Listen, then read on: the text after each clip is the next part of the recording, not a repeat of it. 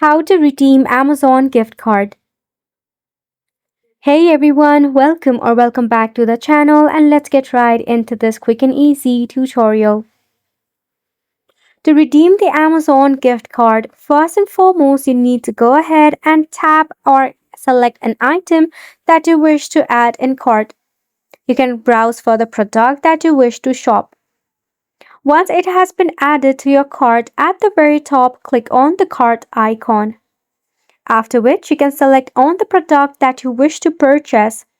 Make sure that the gift card is applicable for the product as well. Then click on Proceed to check out. Over here you will see the option of Add a gift card promo code or voucher. Go ahead and toggle it on. Now all you need to do is simply enter the code that is at the back of your Amazon gift card. Then click on the Continue button.